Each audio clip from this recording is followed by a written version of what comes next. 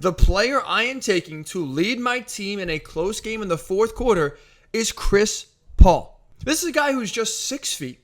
He's 37 years old, but he is still able to take over a fourth quarter and impose his will better than anyone in the game right now. And that was on full display last night in Game 2.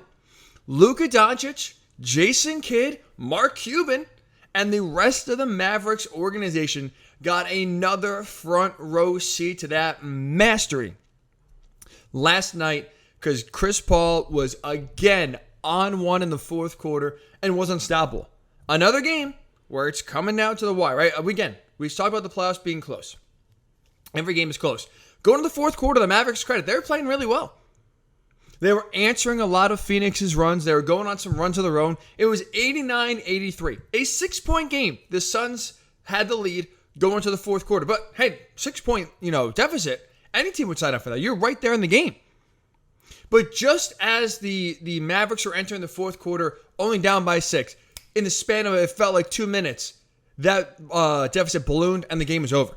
Because Chris Paul, as soon as that scoreboard turned from the third quarter to the fourth quarter, completely took over the game and made sure there was no hope left for the Mavericks. Made sure there was no prayer that Luka Doncic was just going to go off and lead the Mavericks to stealing game number 2. He took over the fourth quarter instantaneously. Chris Paul, who finished the fourth quarter, by the way, scoring 14 points alone in the fourth quarter, going 6-7 from the field, so being very efficient, taking over, scoring tremendously. Also either scored or assisted on the first 19 points of the fourth quarter. So again, 6-point game, at home, playoffs, game number 2. Close game. You have Luka Doncic, who's a better player. You have Devin Booker, who's a better player on your own team. And it was Chris Paul yet again, as we have seen time and time again in the fourth quarter, taking over the game and making sure there was no shot. The Mavericks were coming back in the fourth quarter, which again goes back to why I think right now there is no player you'd rather have in the fourth quarter on your team than Chris Paul. Right away, boom.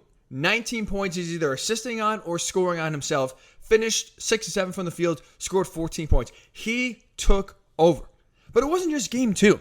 It wasn't just a one-game anomaly where Chris Paul had a great fourth quarter, but that's not the norm. This is who he is. Now, through the postseason, now you take the first 6 games of the New Orleans series and the first 2 games here against Dallas, 8 games. Chris Paul is averaging 10.2 points per game in the fourth quarter in the playoffs.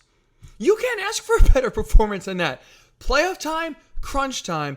Your point guard, your point god, and Chris Paul is averaging 10.2 points per game, and in those games combined is shooting 63.8% from the field. He's tremendous. He's clutch. He makes all the winning plays, not just on the offensive end, by the way. He's not just getting it done scoring. He's not just getting it done, assisting and setting up his teammates for success. He's also doing so on the defensive end. We saw it last night.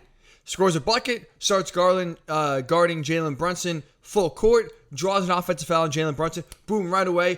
Offensive turnover. Suns get the ball back. The momentum is on the Suns side. The crowd is going crazy. Chris Paul, for how annoying he is, right, with some of the ways he draws fouls, takes fouls on defense, he makes winning plays. And that's what you want from a player on your team in the fourth quarter of the playoffs. A winner. I know Chris Paul's never won a title, but he makes all the winning plays you need to make in the fourth quarter. And again, that's why right now, there's not a player I'd want on my team in the fourth quarter more than Chris Paul. Because it's not just him, by the way. And it's not just him playing well and the rest of the team kind of dragging along. He's not carrying this Suns team by himself. The way he plays, especially in the fourth quarter, the confidence he exudes, mind you, in the fourth quarter, it rubs off on the rest of the team. Like, by far, I think this is a statement that is true, although it's ambiguous. Like, there's no true way to measure it. The Suns late in games, the Suns in fourth quarters, to me, are by far the most confident team in the NBA. There's no team that looks more comfortable in a close game. There's no team that looks more confident that they know they're going to win a close game more than the Suns.